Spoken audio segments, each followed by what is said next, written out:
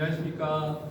두 번째 강의 생성형 AI 행정 활용 방안에 대해서 말씀드릴 스마트 도시가 데이터 팀장 신환철입니다. 연말이기도 하고 또 인사가 나니까 대부분의 분들이 얼른 분주해지시더라고요. 예, 혹시 여기 앉아 계신 분들 중에서 인사 나신 분 계시고 아닌 분도 계시지만 항상 더 좋은 자리로 좋은 이동 하시길 바랍니다. 제가 오늘 준비한 주제 생성형 AI에 대한 이야기인데요. 이 그림은 최근에 발표한 미드저니 V6 버전으로 그린 그림이에요. 정말 멋있죠. 뭔가 새로운 기대를 갖게 되고 딱 올해를 마무리하는 강연에 어울리는 그림 같아서 가져와 봤고요. 반갑습니다. 이 그림을 놓지 않고 산타클로스가 엄청나게 분주하게 선물을 배달하는 그런 사진이 있었는데 그걸 올려다가 너무 마음이 분주한 분들한테 분주한 사진까지 라는 생각이 들어서 했고요. 강연에서 제가 중요하게 생각하는 게 재미와 의미 두 가지거든요. 그래서 두 가지를 모두 우리가 찾는 유익한 시간이 되었으면 좋겠습니다. 이거는 인공지능, 그림을 바탕으로 한 영상을 만드는 인공지능 여러 가지 툴들이에요. 그래서 이런 부분까지도 여러분들이 강의가 끝나면 사용하실 수 있을 겁니다. 먼저 본격적인 이야기에 앞서서 저희 팀에서 하고 있는 데이터 기반 행정에 대한 소개를 좀 드리려고 해요. 앞에 강연에서도 들으셨겠지만 죄송합니다. 지금 입병이 많이 나서 혀가 본능적으로 아픈 데를 피해서 막 움직이고 있어서 제가 원래 발음이 정확한 편인데 조금 부정확한 발음이 나가더라도 양해 부탁드리고요. 데이터의 양이 급증하고 있어요. 사실 데이터 양이 이렇게 늘어나는 데는 스마트폰 사용이라든지 통신기술 발달 그리고 여러 가지 저장 장치의 발달 등 이유가 있는데요. 그래서 우리가 지겹게 들어왔던 4차 산업혁명 시대를 살고 있는데 제가 생각하는 4차 산업혁명은 데이터 혁명입니다. 그 전에는 전자혁명이었다면 4차 산업혁명은 데이터 혁명 시대고 모든 것들이 데이터를 기반으로 해서 인공지능, 빅데이터, IoT, 센서 이런 것들이 움직이고 있고요. 우리가 흔히 데이터를 원유다 이런 표현을 해요. 근데 원유가 많이 매장된 국가인데 엄청 가난한 국가가 있어요. 그 남미의 베네수엘라라는 국가가 있는데 원유를 시초할 수 있는 기술이나 그런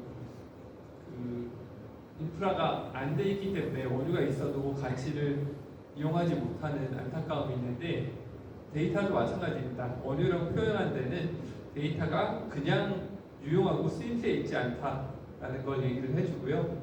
오늘 아침에 검색을 해서 오늘자 기준 세계에서 가장 부자 기업을 쭉 나열을 해봤어요. 코로나가 시작되는 초기에 10개와 지금 10개를 비교해 보니까 여기 색깔 칠해진 부분은 데이터 기업이에요. 데이터 기업이라는 거는 각종 데이터를 기반으로 비즈니스 모델을 만드는 기업들을 얘기하고요. 애플의 주가가 1등이죠. 여전히 1등이네요. 근데 얼마나 늘어났나요? 한 2배 넘게 증가한 걸 확인할 수 있었고요. 놀랍게도 이제 다른 기업들은 딱 3개밖에 없어요. 여기 3위를 차지하고 있는 아람코는 그 중동 국영 기업이에요. 그래서 이렇게 세계 경제가 위축되는 상황에서도 데이터를 중심으로 한 비즈니스는 큰 성장을 이루었다라는 말씀을 드리고요.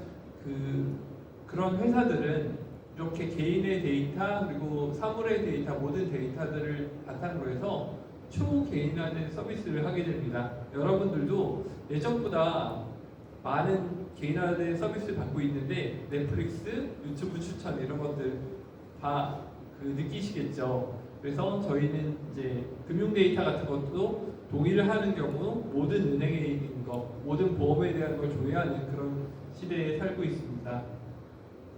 데이터가 그냥 바로 밸류가 되는 건 아니고요. 분석이나 시각화를 통해서 인사이트를 찾게 되고 그것들이 아주 작은 스몰 데이터, 결국은 윗사람들이 생각하는 데이터는 결정을 내리기 위한 작은 데이터거든요. 빅데이터를 다 들이대면서 분석을 이렇게 했습니다라고 해서 아무도 안 좋아해요.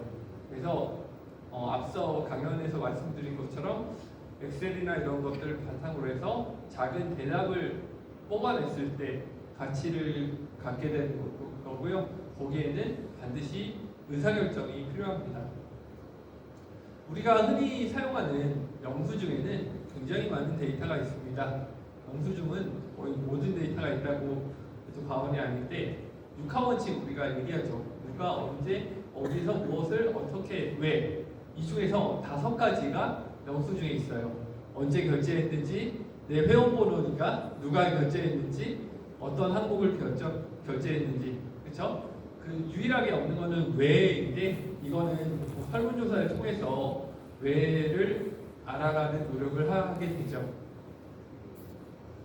데이터를 이야기할 때 흔히 요리에 비유해서 얘기를 하기도 합니다.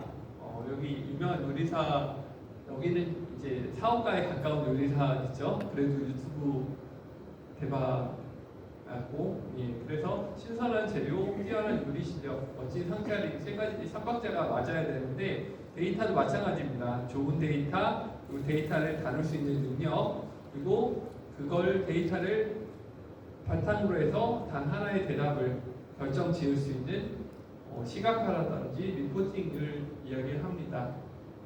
그래서 저희 데이터 팀에서는 기획 단계부터 미래 결과 활용까지 모든 과정에 있어서 데이터를 기반으로 활동을 하게 되고요. 여러분들이 가지고 있는 현업에서의 문제, 어떤 부분을 진단하고 싶다, 어떤 부분을 예측하고 싶다, 어떤 부분을 좀 더 들여다보고 싶다 할 때 저희 데이터 팀과 협업을 요청하시면 됩니다. 데이터 3법이라고 혹시 들어보셨나요? 이게 벌써 개정된 지 3년이 됐는데 개인정보보호법, 신용정보법, 정보통신망법 이 세 가지를 합쳐서 그 빅데이터 자격증 그 강사는 그러더라고요. 개망신이라고. 개망신. 그래서 세 가지 법을 개정을 해서 우리가 여러 가지 특정 목적에 대해서 개인 데이터를 활용할 수 있는 길이 열렸고요. 그리고 데이터 기반 행정 활성화에 대한 법이라는 부분이 생겼습니다. 그래서 우리는 그 정부 또는 공공기관은 데이터 기반 행정을 할 의무가 있는 거죠. 화성시는 데이터 기반 행정을 맞이해서 데이토라는 내부 빅데이터 플랫폼을 만들었고요. 지금 여러분들 사실 데이터로라는 얘기를 처음 들어보신 분들도 있을 수 있어요. 다 제 잘못입니다. 네. 더 많이 알리고 더 많이 활용하게 해야 되는데 데이터로라는 게 세월 행정 시스템에서 연결해서 들어갈 수 있고요. 여기 각종 데이터들을 제공하고 있습니다.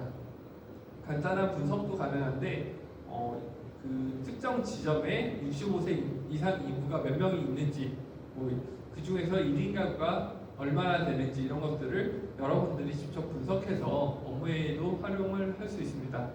유동인구나 카드 데이터 매출도 사용할 수 있고요. 일반적인 그런 활동들을 빅데이터 팀에서 해왔고요. 빅데이터 팀에서 하는 가장 큰 두 가지 축이 데이터 관리와 데이터 분석입니다. 근데 올해는 아주 뜨거웠던 생성형 AI라는 게 있었죠. 그래서 생성형 AI TF팀을 만들었고요. TF팀 활동을 통해서 매뉴얼을 만들었습니다. 약간은 투박하고 부족한 부분이 있었지만 이 매뉴얼을 전국에 배포해서 우리와 같은 시행착오를 좀 하지 않고 조금 더 진일보한 형태의 활용을 하고자 이렇게 진행을 했었고요.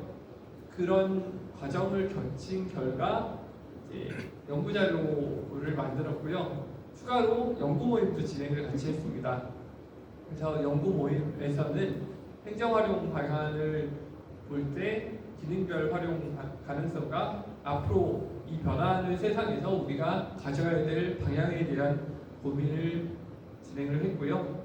연구들은 이렇게 현황 파악부터 정책 개발까지 진행이 되었습니다. 챗GPT가 나온 지 벌써 1년이 넘었는데요. 여러분들 혹시 챗GPT 안 써보신 분 없죠? 그러면 자주 쓰신다 한번 손 한번 들어봐 주실래요? 네. 여러 가지 방향에 있어서 굉장히 유용한 비서를 준다고 생각하시면 되는데, 오늘 그 강의를 듣고 나서는 챗GPT를 아주 편하게 많이 사용하셨으면 합니다. 이게 오픈 AI라는 회사에서 2022년 11월 30일 3.5 버전을 발표를 했어요. 벌써 1년이 넘었는데, 오픈 AI라는 회사 이름에서 뭐가 느껴지나요? 뭔가 그 오픈, 열린 마음. 이게 비영리 기관입니다. 인공지능 기술을 공유하고 함께 인류의 번영과 미래를 위해서 노력하자, 이런 뜻에서 만들어진 비영리 기관이고요. 지금 우리가 MS에 투자를 받은 회사는 오픈 AI 글로벌이라고 해서, 최근에 여기 샘 알트만이라는 CEO가 쫓겨난 적이 있어요. 그 뉴스에서 한 번쯤 들어보신 적 있으시죠? 샘 알트만이 쫓겨났는데, 이사의 요구에 의해서 쫓겨났는데 한 일주일 있다 다시 복귀했죠. 복귀하면서 큰 선물을 가져다 줬습니다. 오픈 AI에서 유료 사용자들에 한해서 제공하던 음성 기능을 무료로 풀었어요. 그래서 이따가 음성 기능을 한번 같이 사용을 해볼 거예요. 오픈 AI에서 발표한 챗GPT가 얼마나 대단한 서비스냐면은, 인류 역사상 가장 짧은 기간 5일 만에 100만 사용자를 달성했고, 2달 만에 1억 사용자를 달성했고요. 지금은 한 6억 명의 상시 사용자를 확보하고 있었다고 하고요. 여러 가지 인터넷 비즈니스 리더들은 챗GPT의 등장에 대해서 두려움과 기대감을 표현을 했는데요.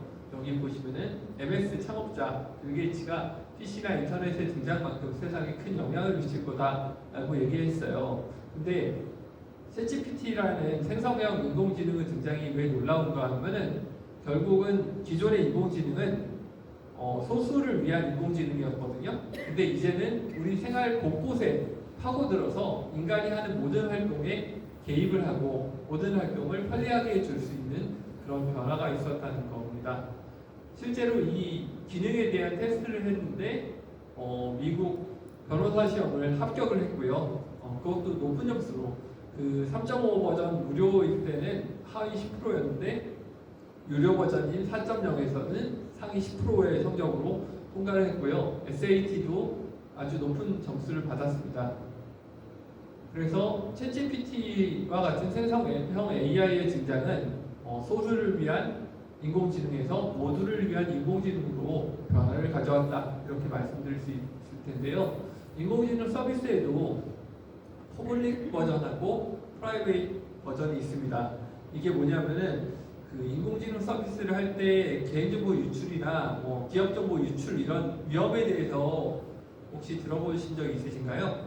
예, 그런 부분 때문에 나만의 서비스, 우리 회사만의 서비스를 구축하는 것을 프라이빗 LLM이라고 하고요. 일반적인 서비스는 퍼블릭 LLM이라고 합니다. 그래서 행안부에서도 지금 3개사와 컨택을 해서 에지와 솔트룩스, 이런 3개사와 해서 행정용 LLM을 테스트한 걸로 알고 있고요. 요것들이 원하는 지자체에 개방을 하는 것들이 얼마 남지 않았습니다. 그리고 우리가 자주 쓰는 한글과 컴퓨터 아래 한글 있잖아요. 거기에도 이제 LLM이 들어갈 예정이라고 합니다. 오피스에서 LLM을 통해서 자동화를 하는 것도 예견이 되어 있고요. 그래서 GPT, 아까 그 강의 때 얘기했는데, 챗 GPT의 GPT는 Generative Pre-trained Transformer의 약자입니다. 그래서 생성형 사전학습된 트랜스포머 모델이라고 이해하시면 되는데, 이게 무슨 말이냐면은 미리 학습을 막 시켜요. 미리 학습을 시킨 다음 그걸 바탕으로 해서 질문이 왔을 때 그 정보를 조합해서 최적의 답변을 내보내는데, 여기에서 강화학습을 하거든요. 강화학습이라는 거는 잘했어 하면 칭찬해주고, 못했어 하면은 칭찬 안 해주고, 이런 식으로 해서 점점 잘하는 방향으로 이끄는다, 이렇게 이해하시면 되는데, 그 강학습을 통해서 답변을 최적화했고요. 그래서 나는이라는 키워드가 들어가면은 여러 가지 확률을 따져서 추론을 하는 겁니다. 이거는 완전히 개연성이 없다라는 것들은 연결시키지 않고요. 개연성이 높은 것들을 가져와서 문장을 만들어 주니까 와, 기존의 서비스들은 정해진 답변 내에서 검색이 됐잖아요. 네이버 지식인 생각해 보시면은 우리가 답변 내용이 없는 거는 키워드 검색이 안 되죠. 근데 이것들은 입력한 지식 내에서 재조합할 수 있는 것들은 얼마든지 답변이 가능하다. 이런 놀라운 변화를 가져왔고요. 화성시청 직원들을 대상으로 설문조사를 했었어요. 그랬더니 충분히 이해하고 있다, 적극적으로 활용하고 있다는 좀 낮은 점수였는데 업무 역량을 높일 거다, AI 활용은 유용할 거다, 이런 부분은 기대감이 굉장히 높다는 걸 확인을 했고요. 결국은 사용 방법을 모르고 정보 유출 가능성이 있고 신뢰성이 부족하고 행정 활용에 한계가 있다, 이런 부분이 아쉬움으로 지적이 됐고, 데이터 분석, 대민 상담, 보고서 작성, 법률 공포 등에 썼으면 좋겠다, 이런 의견들이 있었습니다. 결국 공공부문의 AI 서비스는 점차 확산되고 있는데요. 크게 보시면은 예측과 대응으로 사용이 되고 있습니다. 어떠한 현상을 보고서 앞으로 어떻게 될지 이런 부분을 확인하는 예측, 그리고 대응, 현재 상태에서 솔루션이 이거다, 이렇게 접근을 하고 있는데요.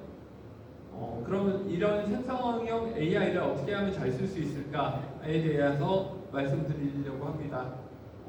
첫 번째는 좋은 질문을 해야 돼요. 현문현답이라고 써놨는데 좋은 질문을 하는 방법을 몇 가지 적어봤습니다. 이거는 아주 초심자 기준이고요. 이따가 한 번 더 정리해서 알려드리겠습니다. 첫 번째는 역할을 부여해야 되고요. 정확하고 구체적으로 물어봐야 됩니다. 왜냐하면은 예를 들어 거기 휴지 좀 갖다 줘 라고 하면은 휴지를 가져올 수는 있지만 어떤 용도인지 모르잖아요. 그러니까 정확한 지시를 통해서 내가 원하는 것들이 무엇인지 알아야 되고 연결해서 이해를 하기 때문에 막막하다면 짧게 질문하시면 됩니다. 그리고 계속 후속 질문을 하면 되는데 예시를 듣는 등 설명을 구체화할수록 내가 원하는 답변을 얻을 수 있습니다. 그래서 프롬프트의 구조를 조금 더 깊이 있게 들어가 보면 인스트럭션, 컨텍스트, 아웃풋, 인디게이터로 나눠질 수 있고요. 뭔가 머리가 지끈지끈하지 않습니까? 그래서 뒤에 또 더 쉬운 걸 준비했어요. 예.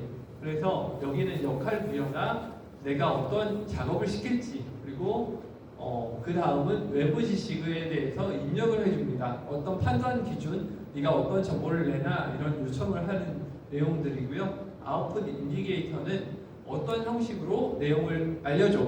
이거를 이렇게 우리 세 가지 3이라는 숫자 좋아하잖아요.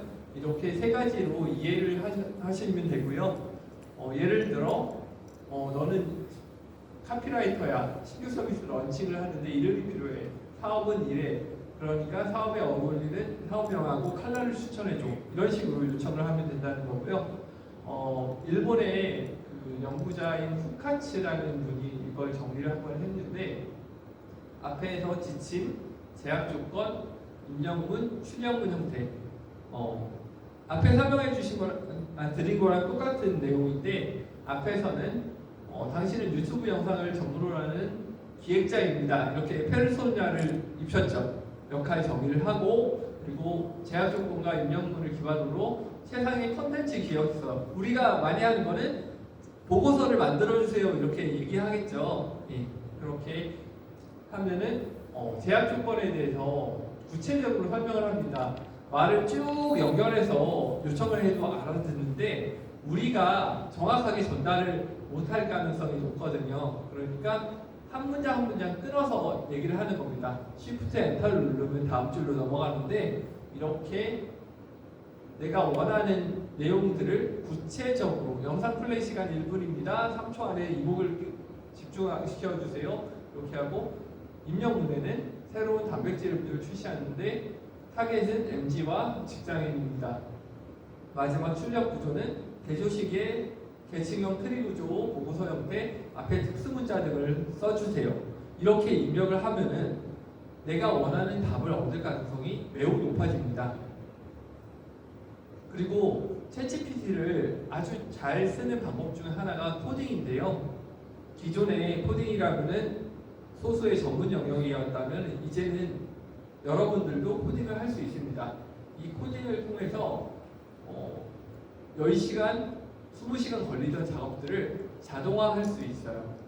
자동화할 수 있는데 이 원하는 코드를 작성해달라, 디버깅 해달라, 개선을 요청해달라 이런 것들을 할 수 있는데 파이썬이나 R이라고 하면 또 어려웠잖아요. 우리가 제일 많이 쓰는 건 엑셀이죠.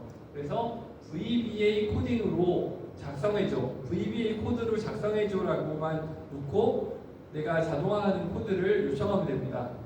우리가 최근에 지끈지끈 머리가 아팠던 게 출장비 시트 기억나시죠? 출장비 감사 시트 그런 걸 할 때에도 한 줄 한 줄 내가 원하는 조건을 입력을 한 다음 그걸 요청을 하는 경우는 아주 구체적으로 내가 원하는 코드가 나오고 그걸 입력하면은 엑셀이 자동화돼서 내가 원하는 정보들을 빼낼 수 있습니다. 실제로 토지정보과에서 매일매일 직원들이 매달려서 했던 게 그거였대요. 필터링해서 어떤 필터링을 기준으로 인쇄를 하고 필터링하고 인쇄를 하고 이걸 매번 했다고 하더라고요. 그래서 그걸 자동화 코드를 짜서 코드를 보내줬더니 엄청 기뻐했습니다. 그래서 여러분들이 하는 모든 업무에 코드 자동화를 할 수 있고 그게 막연히 어려운 게 아니라 엑셀이나 파워포인트 어디에서도 가능하다 이런 말씀드리고요. 그리고 행정회에서 어떻게 이용할지를 좀 분류를 해봤어요. 그러니까 기획, 커뮤니케이션, 조직문화 개선, 마케팅, 자기개발에 쓸 수 있더라고요. 그래서 이런 영역에 대해서 아까 말씀드린 것처럼 프롬프트를 요청을 할 경우 내가 원하는 결과값을 얻을 수 있습니다. 이렇게만 얘기하면 쟤는 10대인데 나는 아직도 어려워 라고 생각하실까봐 요 차트를 준비했는데요. 첫 번째는 맥락과 목적을 정의한 질문을 먼저 던지고요. 두 번째는 심화 질문을 던지고 마지막에 부족한 부분을 채우는 그런 식으로 질문을 하는데요. 이 챗GPT라는 애가 그 챗GPT, 바드, 네이버 클로바엑스 마찬가지입니다. 굉장히 똑똑한데요. 내가 똑똑한 걸 끄집어내야 쓸 수 있어요. 그런 것들이 경영학 이론이라든지 여러 가지 전문 학자들의 이론을 요청을 하면은 정확히 그렇게 만들어줍니다. 우리가 실습한 스타트 분석을 해줘. 어떤 주제에 대해서 스타트 분석을 해줘. 기초 데이터는 이거야 해서 쭉 긁었고, 네. 빨리 끝내고자 하는 마음에 포인트를 막 던지네요. 그래서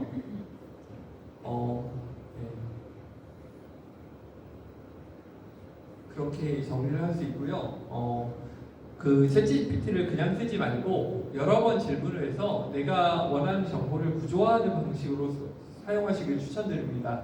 그래서 마인드맵 형태의 트리 구조로 해줘라고 했을 때 기본적으로 이렇게 마인드맵이 나오고요. 여기에서 조금 더 깊이 있게 질문을 할 수 있고 추가적으로 노션이라는 툴을 이용해서 챗GPT를 조회한 것들을 내가 그 내용들을 저장을 해서 쓸 수 있어요. 오늘 오신 분들한테 이거는 꿀팁인데요. 자, 보시면은 챗GPT 왼쪽 아래 보시면은 로그인 한 상태에서 왼쪽 아래 보시면은 이렇게 이름이 나오죠. 여기를 누르면은 커스텀 인스트럭션이라는 메뉴가 있습니다. 이게 뭐냐면은 첫 번째 질문은 더 나은 대답을 받기 위해서 챗GPT가 당신에 대해서 알아야 될 것은 무엇입니까? 이런 질문이고요. 두 번째 질문은 챗GPT가 어떻게 대답을 해주길 원하십니까? 라는 질문이에요. 그래서 여기 들어가 보면은 이렇게 1,500자를 채울 수 있거든요. 근데 위에 거는 나에 대한 정보를 넣는 거예요. 저 같은 경우는 저는 1977년생이고 20년 공무원 생활을 했습니다. 그리고 데이터에 관심이 많고 데이터 중에서 특히 연구와 혁신에 대해서 관심이 많습니다. 이런 내용을 적어놨죠. 여러분들은 업무 또는 개인적인 성향과 관련된 내용을 적으면 되고요. 영어로 써도 되지만 한글로 써도 인식을 합니다. 그러니까 편하게 쓰시면 되고요. 밑에는 이게 인터넷에서 몇몇 모범 그 요청 사항으로 있는 걸 집어넣었는데 저는 상당히 만족스럽더라고요. 그래서 이 내용을 여러분한테 가져왔어요. 요거 게시판에도 올려놨으니까 나중에 가서 요거대로 한번 세팅을 해보세요. 이 내용이 뭐냐면은 너는 AI라고 절대 말하지 마. 그리고 너는 내 라이프 코치나 컨설턴트고 조언자야. 이렇게 정의를 해주고요. 그리고 여기 보시면은 미안하다라는 얘기, 후회한다 이런 얘기 하지 마. 대신에 명확한 질문을 해주는데 내 질문이 모호할 경우는 정확히 그걸 확인하기 위한 추가 질문을 해줘. 이런 내용이 들어있고요. 그리고 추가적으로 답변이 끝나면은 그 안에 심층 질문 1, 2, 3를 네가 질문해줘. 이렇게 나오는 거예요. 그러면 이거를 이따가 보여드릴 건데 이렇게 세팅을 해주니까 너무 좋은 게 아까 3단계라고 알려드렸죠. 1단계, 2단계, 3단계 그걸 얘가 알아서 해줘요. 그래서 질문을 하고 1, 2, 3를 다시 질문을 하고 1, 2, 3를 질문을 하고 하니까 점점 내가 원하는 정보에 가까워짐을 확인할 수 있었고요. 그리고 챗GPT 음성 이용인데요. 여러분들 스마트폰 다 갖고 계시죠? 그 앱스토어나 구글 플레이 스토어에서 챗GPT라고 한번 쳐보실래요? 챗GPT라고 치면은 너무 많은 것들이 나와요. 여기 이렇게 하얀색으로 된 오픈 AI에서 발행한 앱을 설치를 해주세요. 이것만이 오리지널이고 나머지는 유사 서비스거든요. 그래서 오픈 AI에서 만든 챗GPT를 설치를 해주시고 로그인을 해주시면은 이러한 화면이 나옵니다. 이런 화면이 나오는데 여기 헤드폰을 누르고 내가 원하는 내용을 대화할 수 있어요. 바로 보여드릴게요.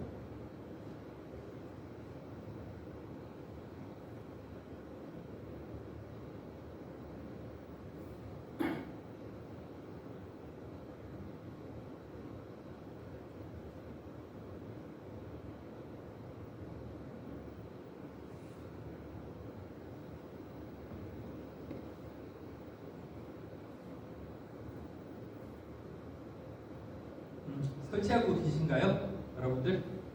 예.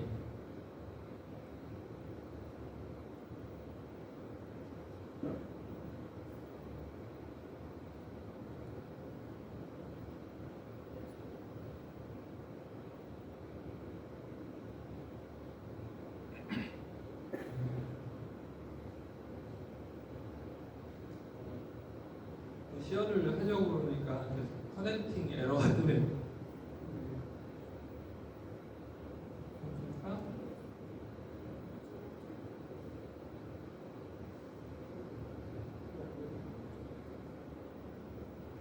잘 안 되시나요? 확실히? 저만 안 되는 건가?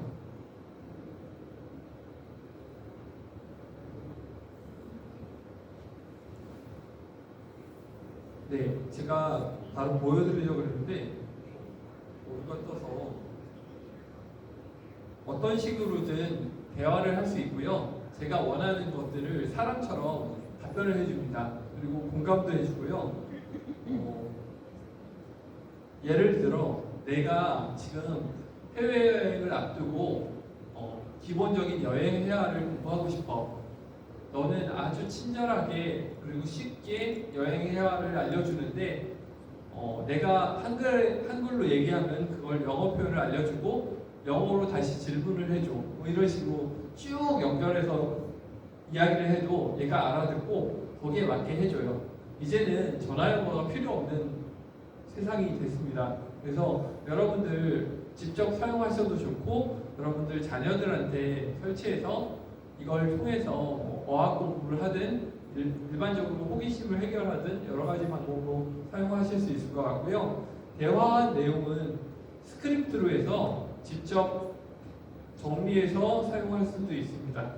그래서 그 내용을 좀 보여드리고 싶었는데 진행이 안 되네요. 이따가 한번 더 해볼게요.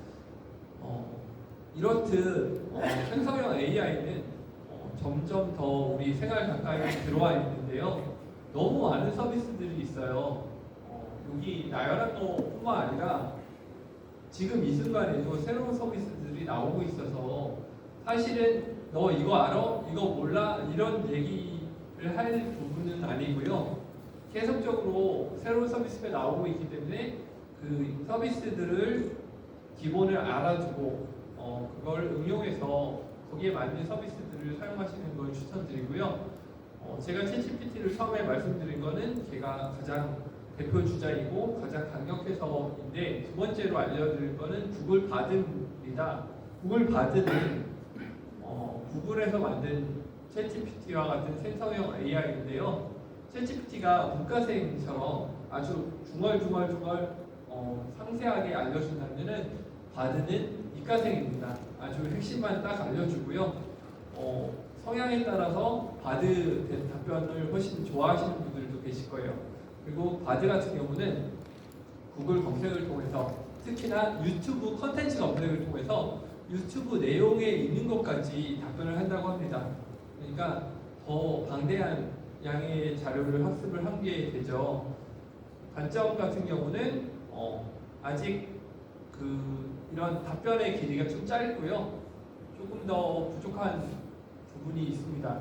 그러니까 DP에 대해서 조금 부족한 부분이 있는데 점점 보완될 거라고 생각되고요. 특히 바드를 마음에 들어하는 것들은 공원 스타일에 맞게 1안, 2안, 3안으로 알려줍니다. 그래서 답변을 골라서 내가 쓸 수가 있고요. 이 1안, 2안, 3안으로 하는 이유는 할루시네이션, 그러니까 환각현상을 좀 방지하기 위해서라고 하는데 내용을 보시고 내 스타일에 맞는 자료를 가져다 쓰시면 됩니다. 그리고 이거는 MS에서 챗GPT에 $100만 투자를 했는데요. MS에서 운영하고 있는 검색 서비스였어요. 빙이라고. 근데 그전에는 빙이 사용자 점유율이 5%가 안 돼서 속된 말로 빙신이라고 그랬는데 지금은 챗GPT를 품고 새로운 신이 됐죠. 네, 그래서 빙을 쓰시면은 유료 버전인 4.0을 이용하실 수 있고요. 무료로. 그리고 그림도 그려줍니다. 여러분들도 빙으로 달리 3를 이용해 보신 분도 계실 건데 빙으로 그림 그려줘라고 하면은 그림을 만들어줘요. 그리고 한국의 대표 주자 네이버 클로버 X라는 게 있는데 하이퍼 클로버 X라는 명칭이 플레임인데요. 사실 하이퍼 클로버 X에 대한 기대치만큼 서비스가 좀 못 미쳤던 거는 사실입니다만 최근에 하이퍼 클로버 X의 강점을 발견을 했어요. 하이퍼 클로버 X는 60년치 한국 기사를 바탕으로 학습을 했거든요. 언론 보도를 기가 막히게 써줘요. 그러니까 언론 보도를 쓸 때는 하이퍼 X다 이렇게 생각해 두시면 될 것 같고요. 하이퍼 X 같은 경우는 최신 주제 그리고 네이버 쇼핑과 네이버 여행하고 연계해서 내가 가족 여행을 강릉으로 1박 2일 갈 거야. 여행 코스를 맛집 중심으로 짜줘. 이런 식으로 하면은 정말 좋은 퀄리티의 답변들을 얻을 수 있다는 거 말씀드리고요. 요거는 카카오톡에서 친구 추가를 하는 업스테이지의 에스컵이라는 서비스인데요. 이 업스테이지가 이렇게 챗GPT를 기반으로 한 서비스뿐만 아니라 자체적인 LLM을 개발을 해서 허깅페이스라고 인공지능 여러 가지 기술적인 진보에 대해서 공유하는 플랫폼에서 1등을 차지한 적도 있다고 합니다. 이 업스테이지라는 회사에서. 그래서 이 에스컵은 카카오톡 친구 추가를 통해서 할 수 있는데 OCR 기능이 좋아요. OCR 기능이라는 거는 아까 명함에서 나왔었죠. 이게 그 글자를 인식하는 거. 그래서 내가 문서를 가지고 있는데 그걸 그냥 찍어요. 핸드폰으로 찍어서 에스컵한테 딱 보내잖아요. 그럼 텍스트를 추출을 해줍니다. 굉장히 정확해요. 그래서 어떤 회의를 갔는데 이 문서 내용들을 내가 다른 데 2차적으로 활용하고 싶다라고 할 때 찍으셔서 활용하시면 좋고요. 얘도 그림을 그려줍니다. 그리고 한국형, 한국인 입맛에 맞는 리틀이라고 있는데 얘도 챗GPT 4.0을 무료로 사용할 수 있고요. 그림을 그려주고요. 한국인의 입맛에 맞게 툴이라는 걸 제공합니다. 그래서 유튜브 시나리오, 블로그 블로그 글 이런 식으로 목적에 맞게 틀이 딱 정해져 있어요. 그래서 거기에 맞게 사용을 하시면 좋고요. 아까 말씀드린 엑셀 자동화나 이런 걸 물어볼 때 리튼을 써서 물어보시길 추천드립니다. 그래서 챗GPT 4.0을 이용해서 답변을 받는 게 더 정확하고 좋고요. 만약에 자동화 코드가 돌아갔는데 안 돌아요. 실행이 안 돼요. 그러면은 이거 실행이 안 되잖아. 다시 해줘. 라고 하면은 다시 짜주고요. 죄송합니다. 제가 무슨 오류가 있었네요. 라고 하고 다시 짜줘요. 그런 부분이고, 이거는 PDF 파일을 읽을 수 있는 건데, 나중에 더 좋은 서비스가 많이 나와서, 그리고 최근에 제가 자유 게시판에 그 트렌드 코리아 이런 것들을 올렸는데, 알리스 AI라는 게 있는데요. 거기는 유튜브 요약해주고, 스크립트 뽑아주고 이런 것들에 최적화된 서비스더라고요.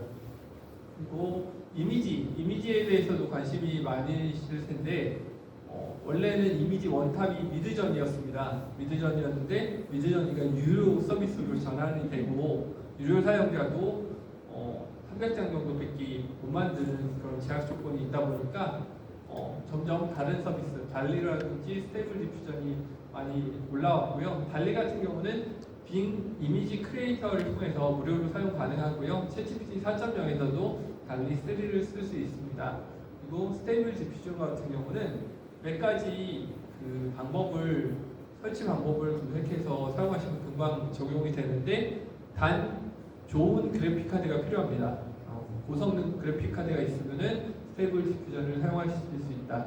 그래서 프롬프트 히어로 사이트에 들어가시면은 다른 사람들이 이미지 프롬프트를 어떻게 썼는지를 알 수 있고요. 스테이블 디퓨전 같은 경우 여러 가지 그림을 그릴 수 있는데, 그 그림을 그릴 수 있는 이유는 체크 포인트라는 기본 베이스 모델을 바꿔줄 수 있어요. 예를 들어 내가 어떤 용도야 딱딱 해주면은 그거에 맞게 그림풍이 바뀌는 거죠. 그래서 이렇게 초밥 실사 음식 사진에 맞는 체크 포인트도 있고, 그런 식으로 애니메이션에 맞는 체크 포인트도 있고, 그런 것들을 갈아 끼면서 이렇게 이용할 수 있는 거고요. 요거는 지난번에 제부도 그거 할 때 제가 몇 개 그려봤던 건데, 실제로 달리에서 여러분들이 이제 수상작들이었거든요. 이런 것들이 직원들이 냈었던 거고요. 그림을 그리실 때 4가지를 기억해서 요청하시면 좋습니다. 구성 요소, 스타일, 분위기, 그리고 디테일한 이런 것들을 정확히 지정을 해줬을 때 프롬프트 명령을 내릴 때처럼 내가 원하는 그림을 얻을 수 있는데요. 여기 보시면은 잘생긴 남학생, 한국인 교복 착용, 카페 헤드폰 착용, 공부 열중, 주변에 한산하고 몰입하는 느낌. 카페에는 앤틱 가구가 있고 이탈리아 느낌으로 해서 이렇게 그림을 받았거든요. 그래서 여러분들도 조금 더 구체적으로 요청을 해서 원하는 그림을 얻으시길 바라고요. 정말 많은 그 확장 서비스들이 있습니다. 파워포인트를 만들어주는 감마라든지 뷰티풀 AI라는 서비스도 있고요. 근데 이것들을 다 설명드릴 수 없는 게 지금도 너무 많은 서비스들이 나오고 있기 때문인데, 여러분들이 요 링크가 있으니까 요 링크를 통해서 이종범이라는 분이 굉장히 잘 정리를 해놓으셨더라고요. 그래서 각각 목적에 맞는 서비스를 한 번쯤 사용해 보시길 추천드리고요. 근데 초반에는 다 무료인데 나중에 곧 유료화 되더라고요. 크레딧 소진되면 유료화되고 이런 부분이 있습니다. 그리고 연구 모임을 통해서 화성시 생성 AI 제안 사업 리스트를 한번 뽑아봤는데, 대부분이 업무 자동화를 하거나 정보를 수집하거나 정리하는 그런 역할이었고요. 전문가 자문도 받아봤었습니다. 그랬더니 인공지능 시대에는 결국은 조금 더 많은 실패를 해야 되고, 어떤 기준에 대해서 공공에서 적극적으로 만드는 작업도 필요하다. 효용적 협업과 혁신적 활용, 이것들이 아주 중요하다, 이런 말씀을 하셨습니다. 지금까지 생성형 인공지능 기술에 대한 쭉 전반적인 얘기, 주로 장점을 말씀드렸는데 분명히 단점도 있습니다. 해킹 위험이라든지 사실과 다른 답변 그리고 편향된 답변, 비용적 부담의 단점도 있고 사회적으로는 원본 정보가 소멸되는 이런 위험이 있을 수 있습니다. 그리고 워낙 대규모, 대용량 자원을 요구하다 보니까 초거대 기업, 글로벌 기업들만 LLM 서비스를 하고 있고요. 지적재산권과 개인정보 침해, 실제로 타임지에서 소송을 제기를 했거든요. 그래서 그런 부분도 있고 리터러시, 그러니까 사용할 수 있는 사람과 사용하지 못하는 사람의 정보 격차가 점점 커지고 있습니다. 그래서 종합적으로 정리하면 5가지를 제안을 드리는데 상황에 맞게 생성형 AI를 써야 됩니다. 반드시 챗GPT를 써야 된다, 반드시 바드를 써야 된다 이런 게 아니라 목적에 맞는 생성형 AI를 잘 사용을 하셔야 되고요. 동영상을 만들어주는 숏폼을 만들어주는 브루라든지 이런 서비스도 있고요. 어떠한 영상을 입력을 하면은 그 영상을 기반으로 해서 파생 영상을 만들어주는 이런 서비스. 얼마 전에 피카랩스라는 그런 영상 서비스가 굉장히 화제가 됐었는데요. 그리고 프롬프트 구조를 이해한 다음 써야 됩니다. 아까 그림에 대한 프롬프트는 어떻게 해야 되고 일반적인 요청 프롬프트는 어떻게 하시라라고 안내 드렸잖아요. 세 번째는 이것들이 비판적인 시각을 통해서 검증하면서 써야 됩니다. 그리고 인내심을 가지고 꾸준히 사용해서었을 때 나만의 노하우들이 축적이 될 거라고 생각되고요. 마지막은 보안적인 이슈에 주의하고 감사하는 마음을 쓰자라고 말씀드릴 수 있고요. 올해 챗GPT를 필두로 해서 정말 많은 변화가 있었습니다. 근데 내년에는 아마 더 큰 변화가 있을 거예요. 아마도 그걸 따라하기 위해서 힘겨워하시는 분도 있고 그냥 나는 모르겠다 하는 분도 있는데 우리에게 필요한 것들은 변함이 없습니다. 비판적 수용 능력이라든지 커뮤니케이션 역량, 그리고 인문학적 지식과 상상력, 데이터를 읽고 쓰는 능력, 윤리적 소양의식, 이 5가지에 대해서 어느 시대, 어느 상황이더라도 이런 부분은 꼭 중요하다고 생각이 되고요. 그래서 저희 화성시에 대해서 해커톤이라든지 시장 홍보물, 전문가 양성 이런 것들에 대한 제안을 드렸었고요. 그걸 바탕으로 해서 교육을 했는데 굉장히 반응들이 좋아서 조금 더 보완해서 학교 교육도 진행을 했었습니다. 그래서 학교 교육을 9회에 걸쳐서 진행을 했는데 학교 교육을 한 이유는 학생들과 선생님들이 바뀌어야지 미래의 대응에 대한 마인드가 바뀔 수 있다는 생각에서 했던 건데 이 부분도 내년에도 계속 이어갈 예정이고요. 여러분들 이제 정리하는 시트인데요. 이거 하나 잘 알아두시면 좋아요. 제가 그 할루시네이션이나 이런 부정확성을 해결하는 방법은 한 번에 여러 서비스를 띄워놓고 사용하는 겁니다. 그래서 챗GPT 같은 경우는 상세한 안내와 맞춤형 최적화, 강력한 확장 기능이 가능하고요. 빙은 최신 정보, 정보 출처 제공, 그림 그리기. 바드 같은 경우는 최신 정보, 유튜브 활용, 3가지 답변. 그리고 클로바이스는 한국 정보에 최적화되어 있다. 이렇게 되어 있으니까 같은 질문을 복사해서 얘도 물어보고, 얘도 물어보고, 얘도 물어봐서 그것들을 종합해서 업무에 활용하시거나 개인적으로 쓰시길 추천드립니다. 이게 굉장히 화제가 됐던 그 트위터에 1월달에 인공지능 학자가 말을 한 건데요. 인공지능이 사람을 대체하지 않는다. 인공지능을 쓰는 사람이 쓰지 않는 사람을 대체할 뿐이다. 라는 이야기를 했고요. 이 자료를 준비하면서 봤던 내용들입니다. 끝까지 경청해 주셔서 감사합니다. 혹시 질문 있을까요? 질문 무엇이든 안 계시면은 QR코드로 출석 체크를 해주시고 오늘 교육은 여기서 마치도록 하겠습니다. 감사합니다. 자료 필요하신 분 계시면은 요청 주시면은 바로 보내드리겠습니다.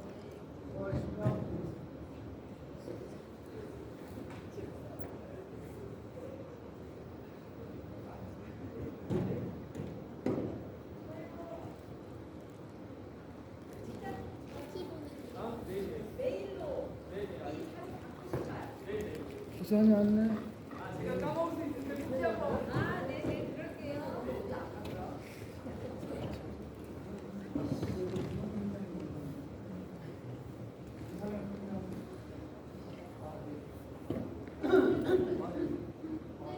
인사는 보셨어요?